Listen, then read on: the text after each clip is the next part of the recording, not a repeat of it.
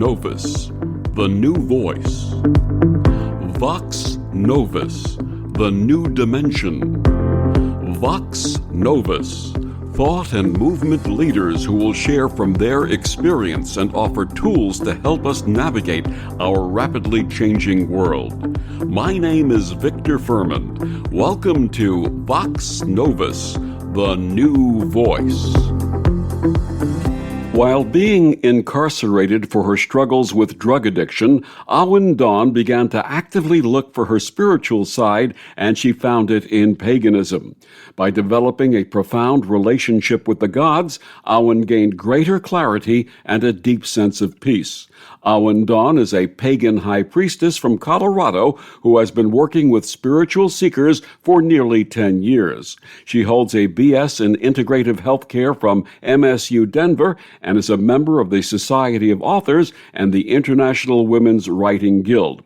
Her website is awyndawn.com, and she joins me this week to share her path and 2022 Cover Award Gold-winning book, Paganism for Prisoners, Connecting to the Magic Within. Please join me in welcoming to Vox Novus, Awyn Dawn. Welcome, Awyn. Hi, thanks for having me. And thank you so much for joining us. And first of all, congratulations on being the 2022 Cover Visionary Award Golden Award winner in the Earth Changes and Social Justice category for your book, Paganism for Prisoners. How does it feel to be recognized in this way? Oh my gosh, it's like for an author, I don't even have words to describe it. It's amazing and very humbling. Not just winning the award, but having everybody come up and tell me, the impact, the reach that they see my book having. It was really humbling and it gave me the warm fuzzies inside for sure. But I'm very proud to be a Cover Gold winner. Absolutely. And again, congratulations. That's such a wonderful honor. And based on your book, it's well-deserved. So thank you. Thank you. Your route to this accolade was born in pain. Please share with us your early path and the challenges that led to your incarceration. I, like so many people, unfortunately, come from a past that's filled with childhood trauma. Witnessing domestic abuse and, isolation and other things that are beyond the scope of this podcast. I get asked this a lot, but I was actually pagan before I went to prison. And we can touch on that more later. But as a result of my childhood trauma, I started using drugs, codependency, just like if there was a bad decision, I was like, ooh, I'm going to make that. And as so often happens, that ended up leading me to incarceration. And so that's where Paganism for Prisoners was really born. It was during this time when I was locked down and I had time, because that's what you have in prison. You have time.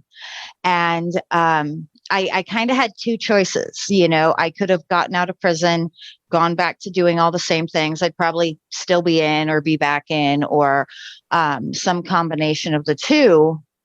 Or my other choice was to try and do something about it. And so that's what I did. And the prison I was at it was probably a handful, maybe two handfuls of books on paganism and Wicca and witchcraft in the library. So that's really where I started, is reading these books and copying page after page after page, looking for some spark of wisdom that was going to be the key, that was going to be this key that was going to unlock my ability to move past where I was. Now, you had mentioned that you had a pagan calling prior to this. Tell us about that, please.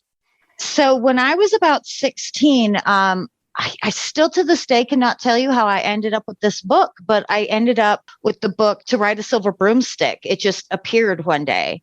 And that was prior to that moment. I didn't know that pagans were a thing. I didn't know that other people believed in the old gods. I always wondered where they went when I was a child. I was like, how come nobody worships Zeus anymore? Like, what happened? Where'd everybody go? And so when I open those pages, and I'm paraphrasing, but, there was something in there about, the old gods and ancient civilizations. And I was like, oh my gosh, I'm not alone. And that was like my very first exposure. And that was kind of as far as I went with it for a really long time. For several years, I was like, oh, I'm pagan. That I have a term for it. That's all I need. Mm. Now, you dedicate your book to Martin and Caradwen of Alexandria Temple. How did you connect with them, and what offerings did they bring to the Colorado prison system? Oh, man. Well, Martin has since passed, and his passing was a great loss to the Colorado Pagan Fellowship, to the prison ministry. But I met them when I was incarcerated, and they would come in and they would show videos or read cards or answer questions. But there were two things specifically that they did that really impacted me the most. The first is they let anybody, any inmate of any faith come to their groups. And I always thought that was so amazing. Like, they didn't care if somebody was Christian or Buddhist or atheist, they were welcome. And that really stuck with me, that welcoming element, because I hadn't really felt welcomed anywhere in my whole life.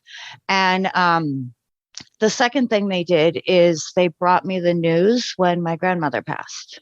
Mm. And they stayed with me and they held space for me. Did you sense with them some type of spiritual family, parenting? There was definitely a spiritual family. Like, anybody who does prison ministry work, like, it's rewarding, but it's tough.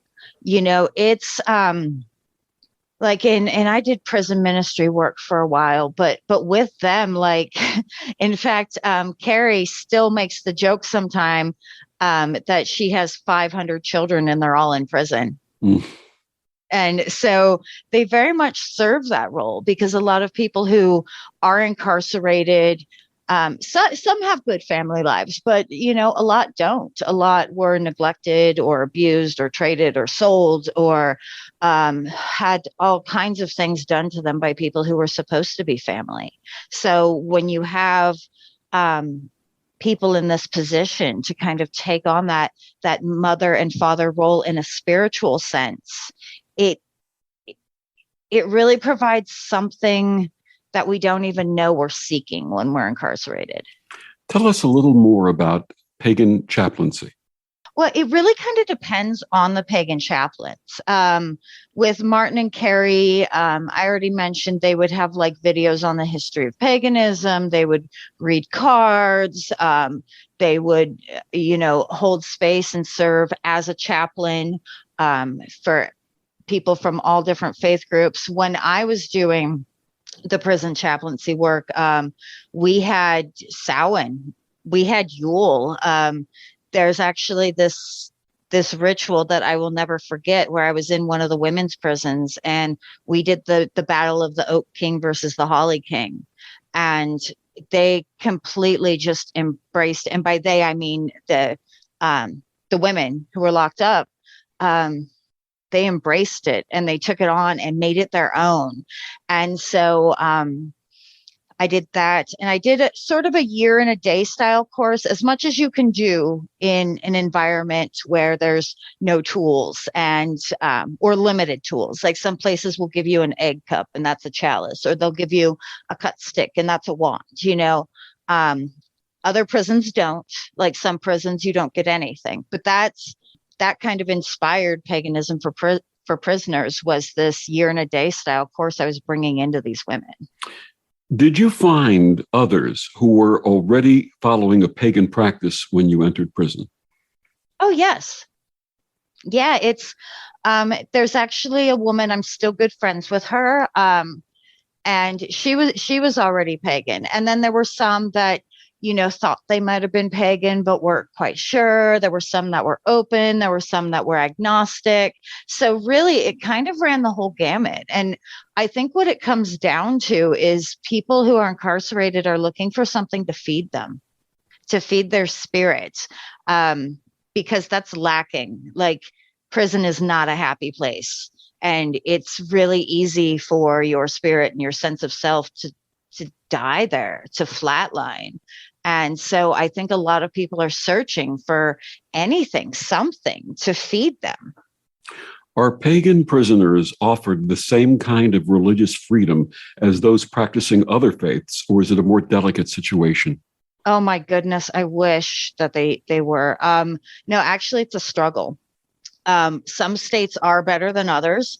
Some states you can buy tarot cards.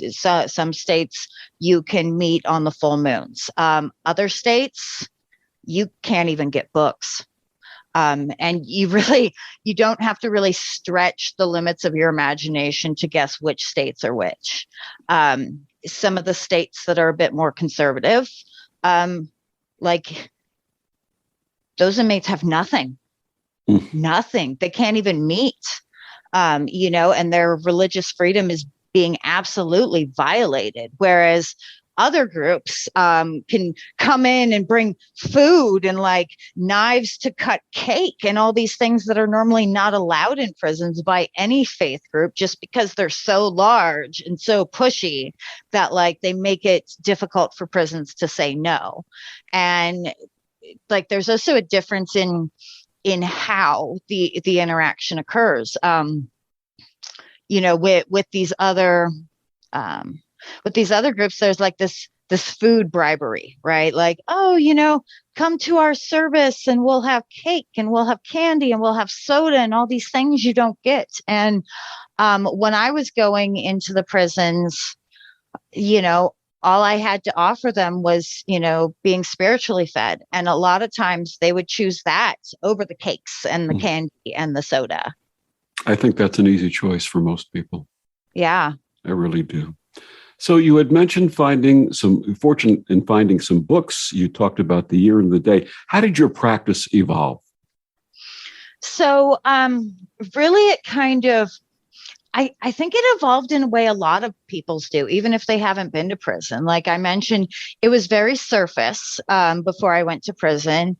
It was very, shock value. It was very, I'm going to wear black and all these pins and like kind of a, finger to the establishment kind of thing. And then when I got incarcerated, and I like talking about this moment because I need to remember this moment.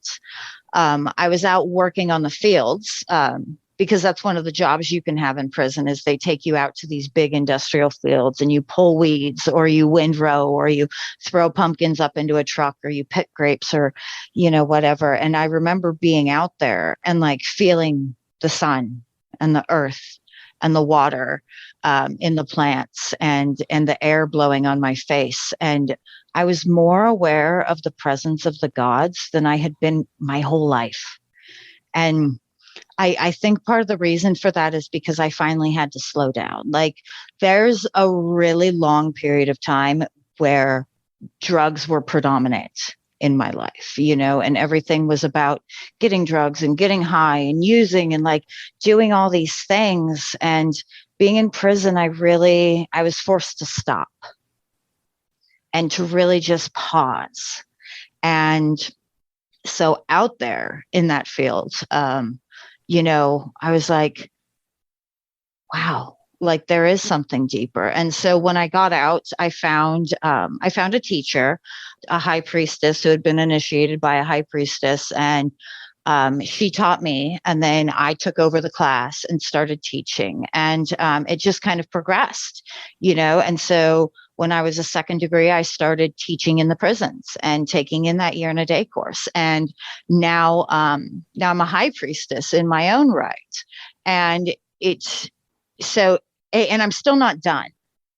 Like, I think a lot of people think, oh, once you reach like high priestess, that's the apex and you're done. But I think that's when like the really hard work begins. I think that's when you start going even deeper because you've got the foundation. So that's kind of the path that I've taken, and it's taken a lot of hard work, and there have been a lot of humbling, slap in the face kind of moments, but I absolutely needed them. It's interesting how you shared that the labor experience brought you into connection with air, fire, earth, and water, and how many of us who are literally free and roaming this world have forgotten that connection. Yeah, and it's almost like a still shot, and I just remember looking up at the sun, and we take it for granted. Like, we see the sun every day. It's there, but I don't think we consciously think about the elements and the fact that they're in everything. You can point to absolutely anything and find the elements in it. And it's kind of like if you see something every day, you're like, oh, I live on a lake. I live on a lake. You don't really appreciate it as much as like the first time you saw it.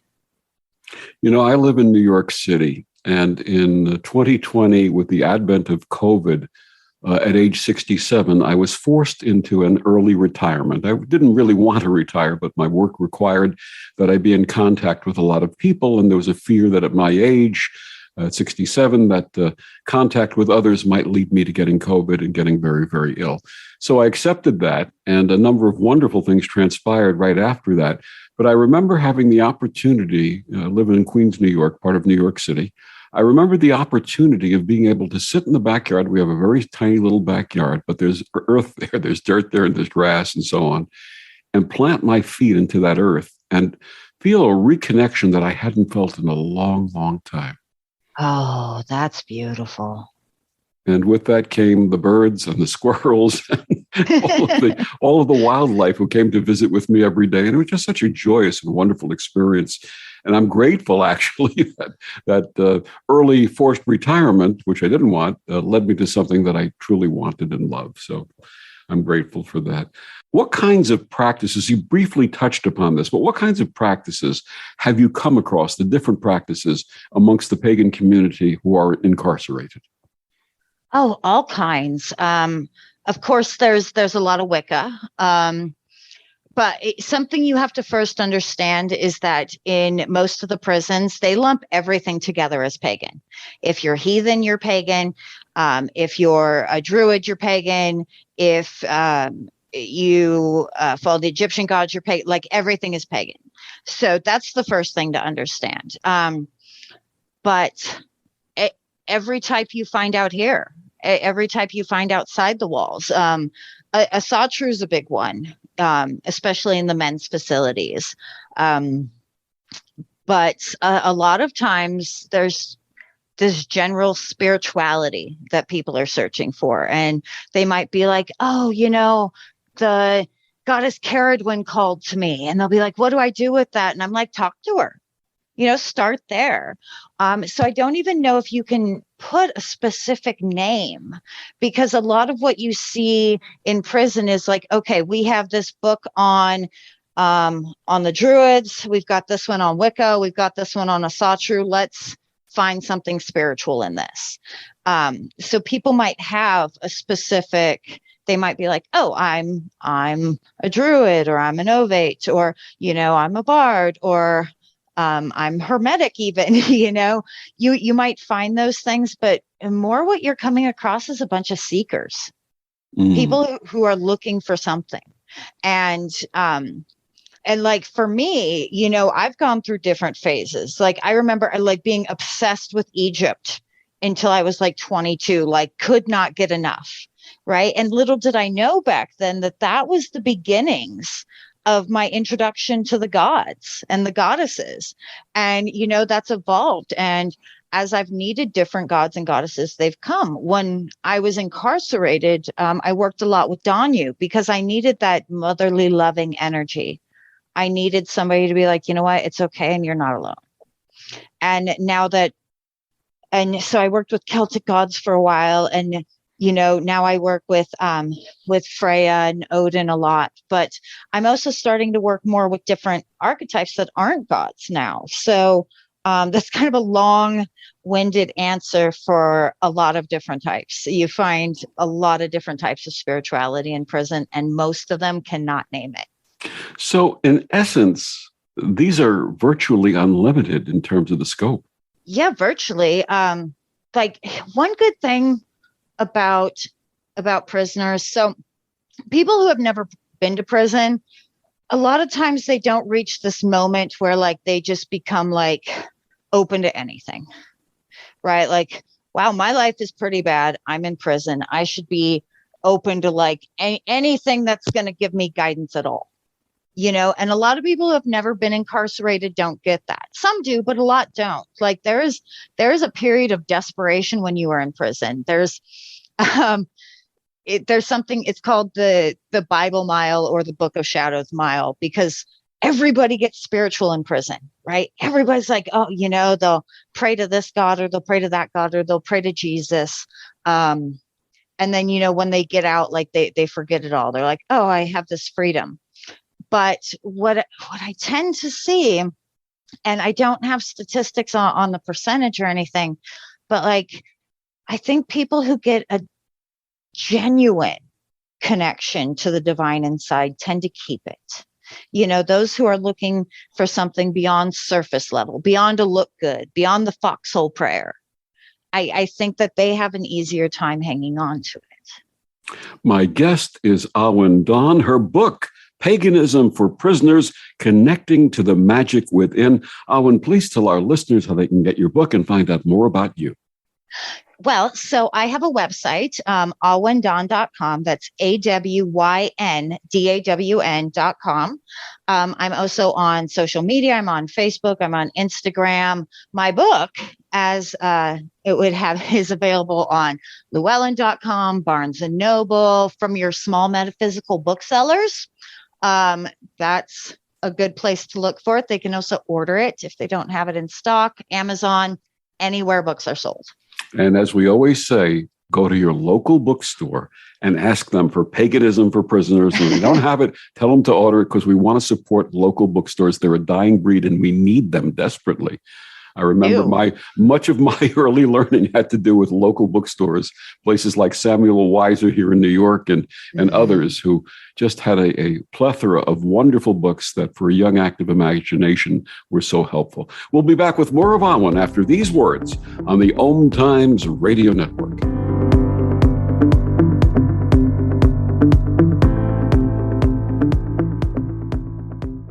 The best of the holistic, spiritual, and conscious world. OMTimes Radio. IOM FM.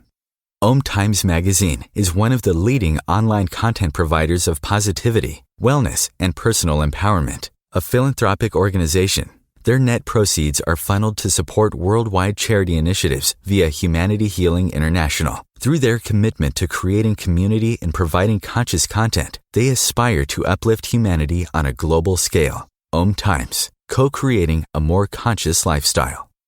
So I'm a cat, and I just moved in with this new human, and she's got this little toy she's always playing with, all day long. Tap, tap, tap, tap, bloop, bloop. She can't put it down. There it is. Oh, and get this. She even talks to it. Last week, she asked it for Chinese, and guess what? Egg rolls showed up. Like magic. Humans have cool toys. A person is the best thing to happen to a shelter pet. Be that person. Adopt. Brought to you by the Ad Council and the ShelterPetProject.org.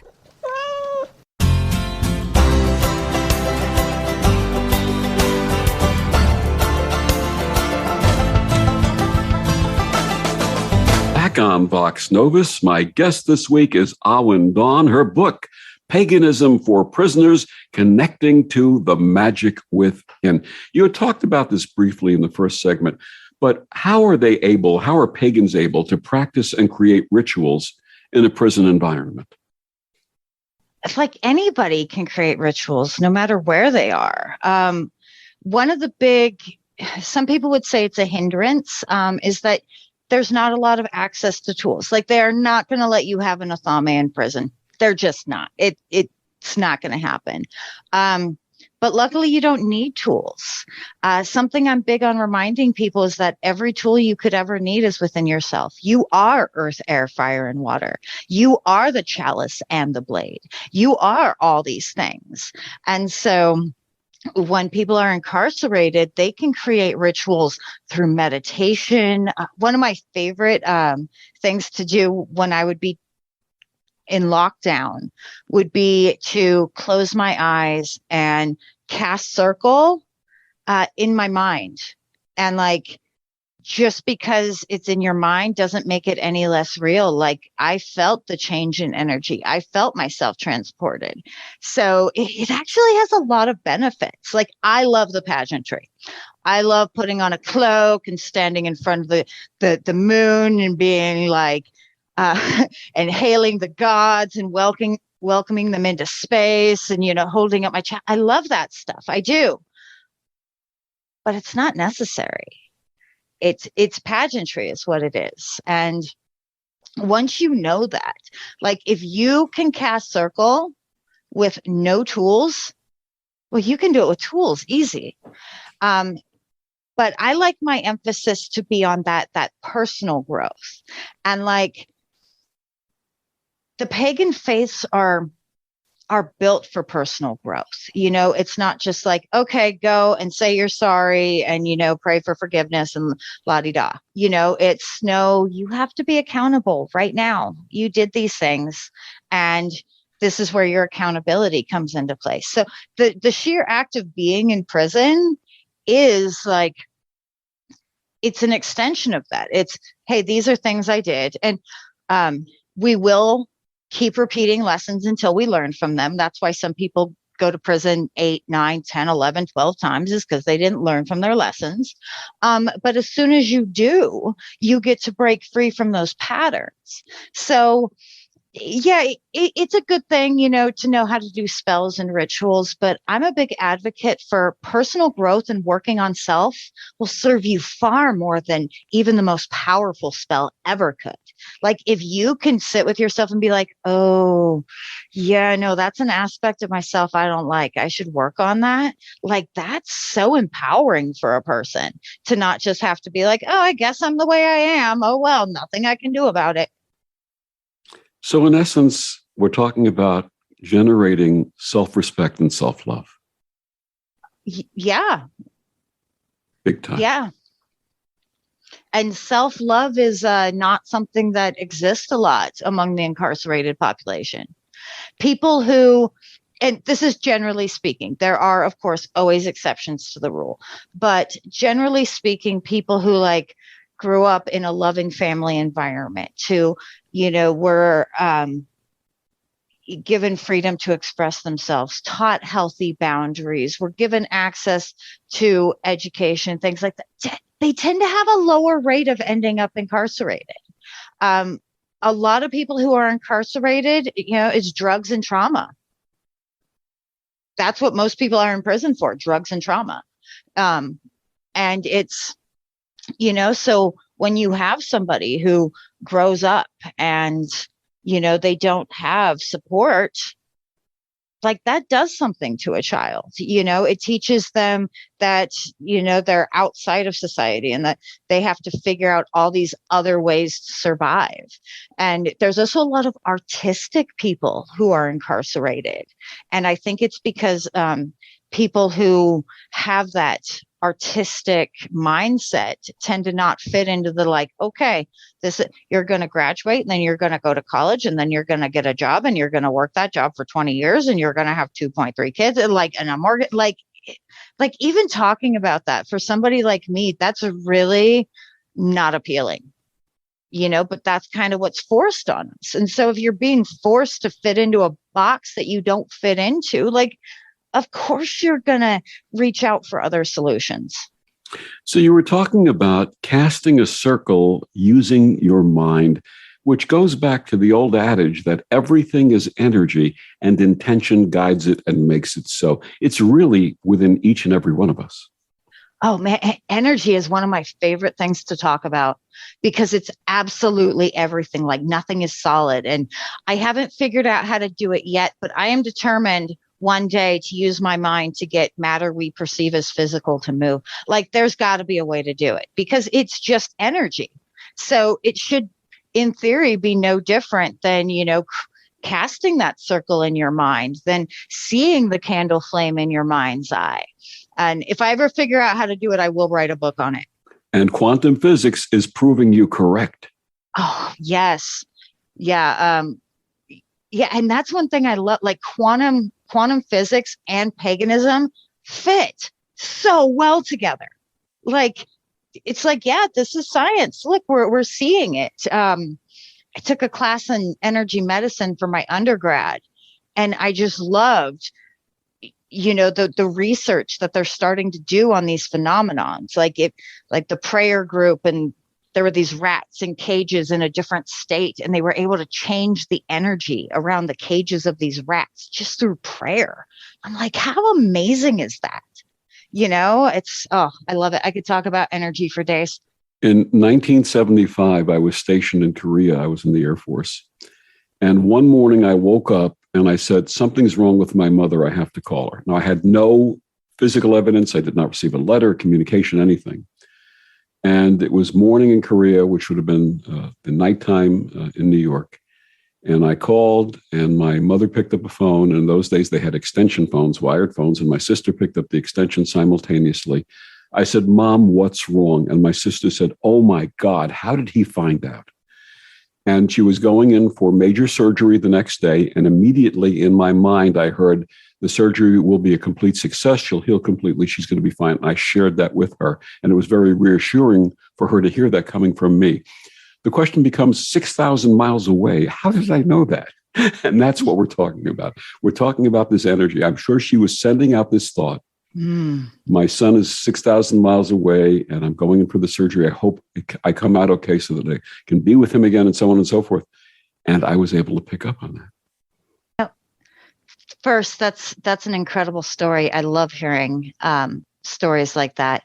And I have a theory, actually. I think, have you ever heard that like a paired electron, if one electron is spinning one way, and the other one is, if like one is spinning clockwise, one is spinning counterclockwise, and you change the spin on one, the other one instantly changes. Quantum entanglement. Yes, exactly. So like my theory is that psychic senses, clairsenses, things of that nature have something to do with quantum entanglement. Absolutely. No question about it. Yeah,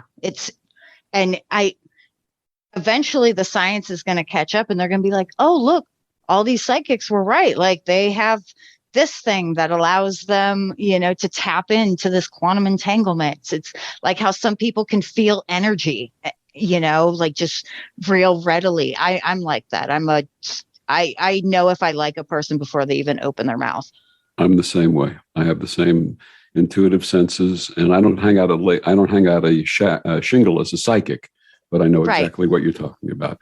Let's get back a little bit to the incarcerated pagan. Are there covens or are they possible? I think they would be possible.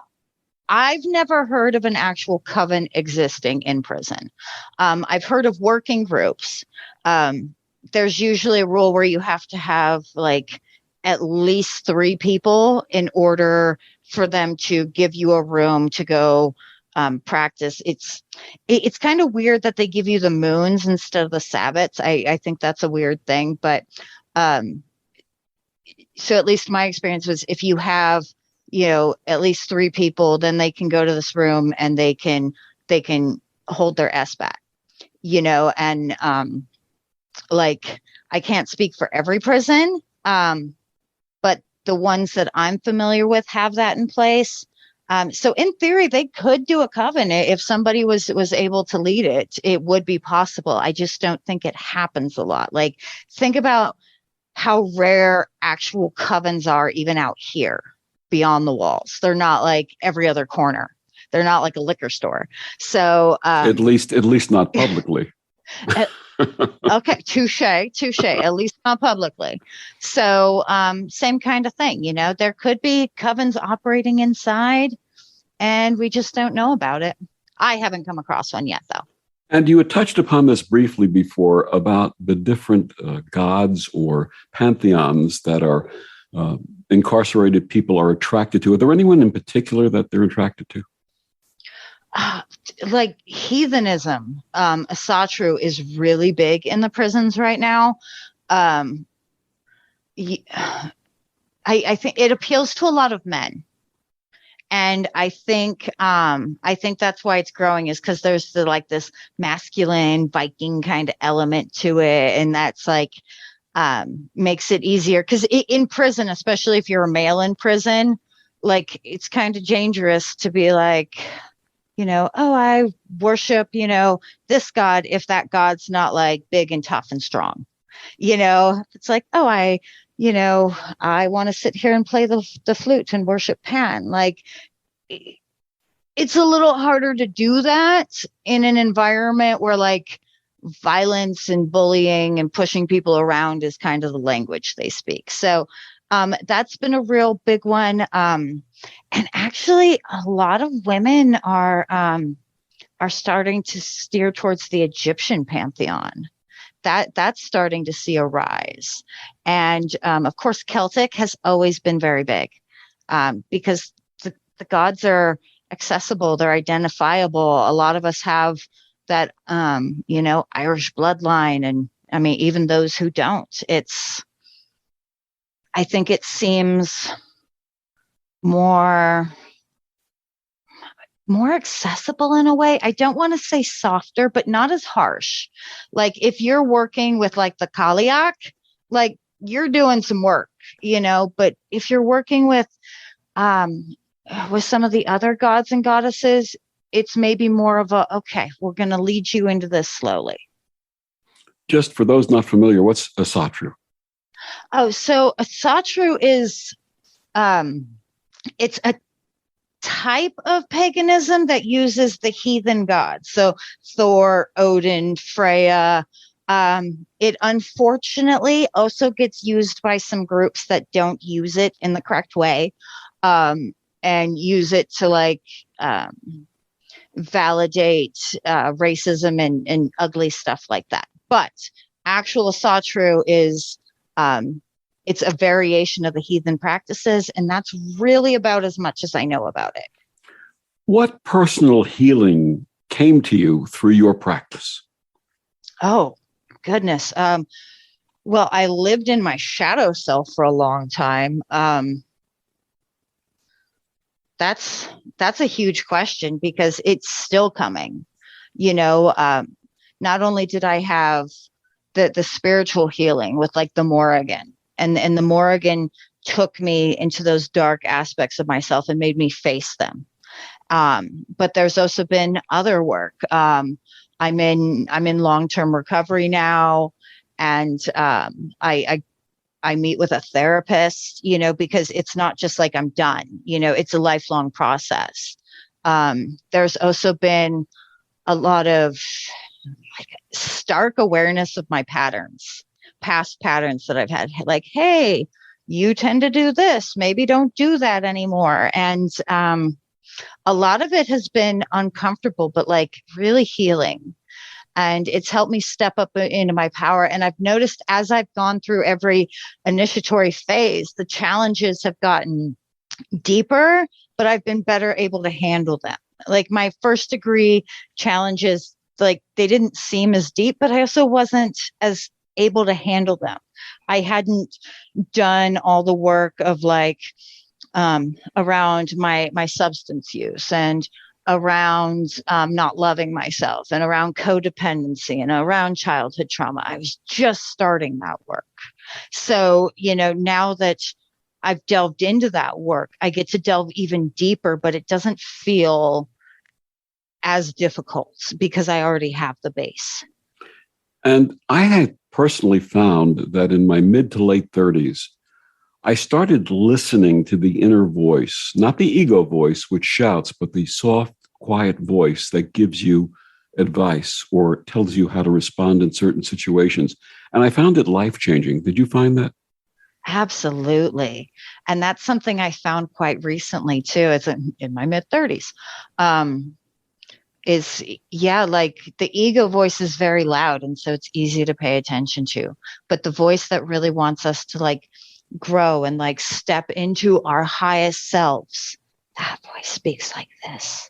And so we really have to quiet ourselves to listen to it.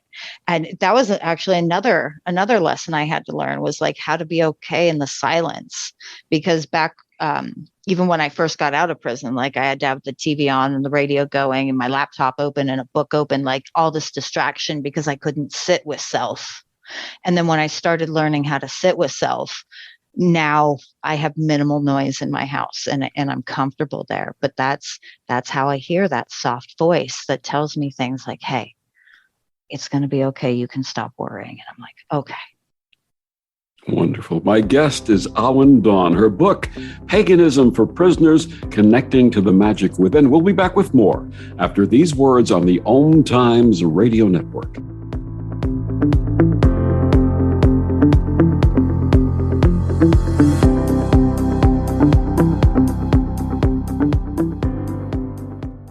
Humanity Healing International is a small nonprofit with a big dream. Since 2007, HHI has been working tirelessly to bring help to communities with little or no hope. Our projects are not broad mandates, nor are they overnight solutions, but they bring the reassurance that no one is alone and that someone cares. To learn more, please visit humanityhealing.org. Humanity Healing is where your heart is. Hello, I'm Sandy Sedgbeer, host of OMTimes Magazine's flagship radio show, What is Going On? My passion is sifting through information, research, and innovations from new thought teachers, speakers, and researchers pushing back the boundaries of what we know about life, energy, metaphysics, and the universe. I love shifting perceptions about who we are, why we're here, and how quickly impossible becomes normal when we open our minds, expand our awareness, and accept that the only limits that exist are those we place upon ourselves.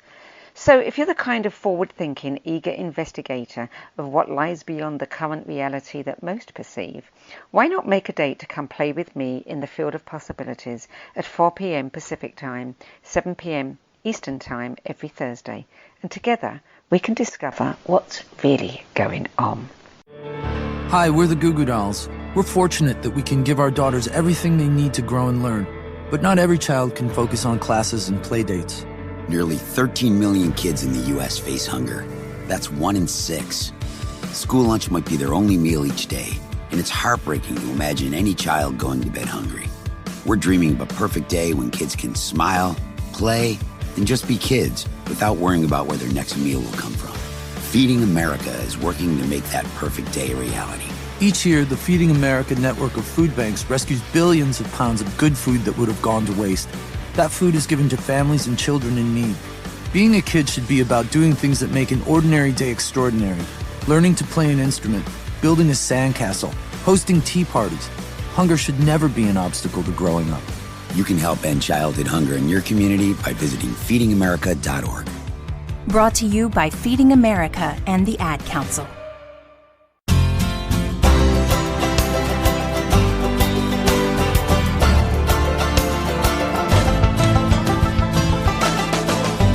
Back on Vox Novus, my guest this week is Awyn Dawn. Her book, Paganism for Prisoners, Connecting to the Magic Within.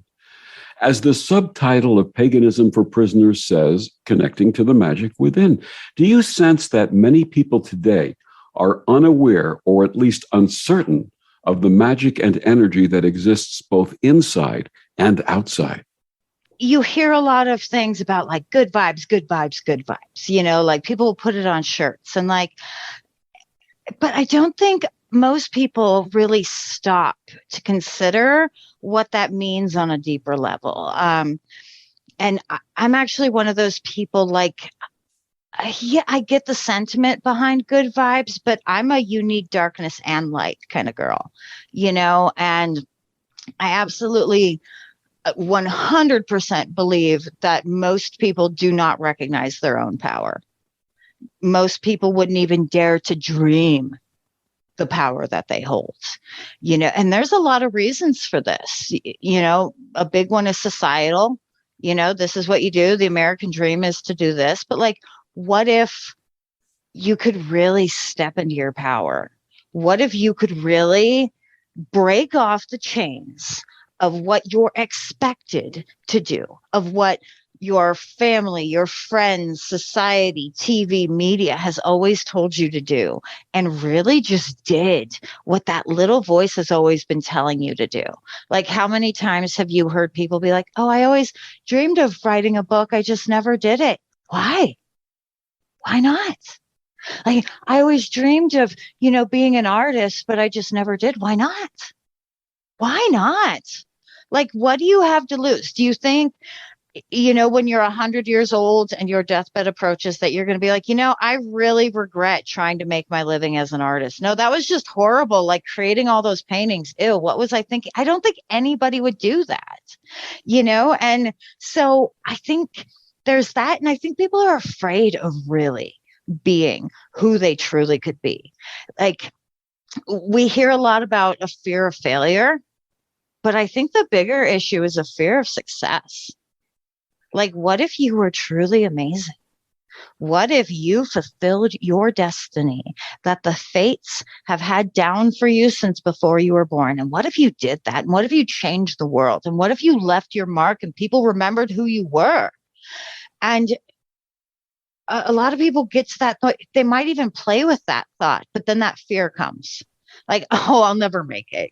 There's that self-talk, that ego self-talk that's like, oh, I'll never make it. Or people don't actually achieve that. And one of my greatest pleasures in life is, like, I'm a felon from a broken home, and I'm beginning what's looking to be a beautiful career as an author, which is something I've always wanted to do. So if I can do it, like, why can't somebody else? Why can't everybody else?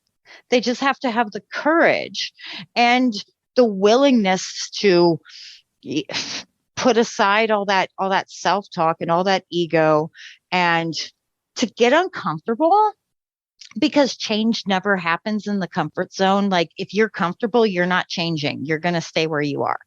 But if you can get uncomfortable and be okay with that, like, oh man, like the things that you could achieve if you just let yourself, if you just got out of your own way. So yeah, people absolutely don't acknowledge the level of energy, their potential that they hold. Which leads to the fact that we need not be incarcerated to be spiritual prisoners. What would you recommend to those who are pagan curious? Read everything. And like, there's a lot of intro to Wicca books, intro to paganism books. And those are great. Those are a great place to start, but don't be afraid to dig deeper. If you're like, you know what, I want to work with the Kaliak. All right, go ahead. Just understand that it's not going to be all love and light and fluffy bunnies.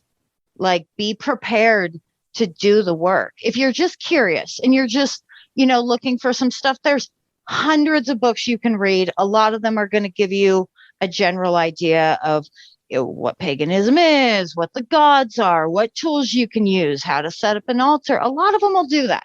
They're everywhere. So start there. But if you move beyond that level of curiosity and you're like, you know what, it's time for me to get to work, then don't be afraid to get to work. You offer 13 lessons in paganism for prisoners. What are some of those lessons, and how may readers embrace them? So one of my favorite chapters is on the clairsenses. I think everybody has the ability for clairaudience, for clairsentience. They have these abilities, but we're taught when we're little that, oh, we're just make-believe. It's just pretend. Is your imaginary friend, were they really imaginary? Or were you seeing somebody who was on the other side and somebody told you, oh, it's just a phase, you'll outgrow it. And you took that to heart. So that's one. So another one is ethics. I think ethics is important for people who are incarcerated, because just because something's legal doesn't mean it's ethical. Something that's ethical isn't necessarily legal. Like, we have to kind of decide. And in that, I believe it's in that chapter, I talk about asking the why. Mm. Like, why do you think that's a bad thing? And this is more for like, people who were brought up thinking being homosexual is wrong, for example. Like why do you think that? Is it family who taught you that? Is it, was your dad always drilling that into you? Like, maybe you should challenge that misconception. Maybe there's an aspect of yourself that felt guilty when you had a momentary attraction to somebody of the same sex, and you've been beating yourself up for that, over that for years. Like, and there's no need for that. Like, challenge why you believe that. Oh, and then know thyself. I think out of all the lessons, that's the most important one. Absolutely. And to thine own self be true. Because if you don't know who you are, then people can convince you you're anybody. And that's really scary in a world where people will take advantage of that. And on the temple of Delphi in ancient Greece, it said, know thyself. And it's one of the hardest lessons, which is why it's chapter 12, is because I thought it was important to have, the tools and how to make an altar and like all these other things before you actually get to that burning question, like, who am I?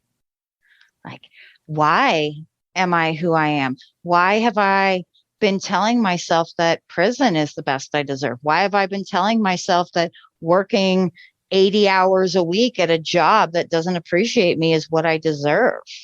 Why have I led myself to believe that nobody will ever love me? All these questions are all part of knowing thyself. Know thyself and challenge that no. And the ultimate goal, whether physically or spiritually incarcerated, is freedom. Please share with us what freedom meant and continues to mean to you. So I was free in prison. Here's the thing. You can lock somebody up, but like if that person has the freedom of mind, the freedom to think, then they're still free. Now, it's definitely better to be free without being incarcerated. And that's a different level of freedom. For me, freedom comes with accountability. Freedom doesn't mean I get to do whatever I want. Freedom means I get to use the information I have to make the best choice. That's what freedom is. Anybody can just fly off the handle and be like, oh, I'm going to race my car 140 miles down an hour down the road and cut people off. Like, people think that that's freedom, but that's not freedom. That's being controlled by your instincts. True freedom is to be like, you know what, that person who cut me off, instead of flipping them off and chasing them down, I'm going to tell them I hope they have a good day. Absolutely. That's freedom. Yeah. Absolutely. Being able to make those choices and not just act on instinct, that's freedom.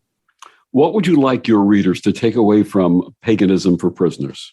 I would like them to work on self. Like, we live in a world that's so sick right now. So sick. And there's lots of reasons, and I'm not going to go into all the reasons. It's not a cause. There are many causes. And so I want people to begin the journey of self-healing. Like, if you can heal yourself and then like you're healed and you have kids, maybe they don't have to go through the same trauma. Maybe they don't have to go and carry all that garbage that we carried. I want people to become the ultimate version of themselves that they can be.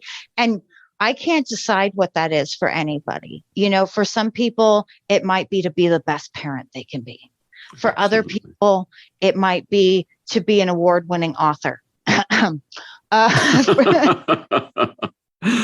I understand that you have a new book coming out in the fall. Please tell us about it. Yeah. So, Paganism on Parole, Connecting to the Magic All Around, is available for pre-order. It comes out November 8th. It is the companion to Paganism for Prisoners. So it goes beyond the basics. And so a lot of what's talked about in there can also be applied to people who aren't on parole.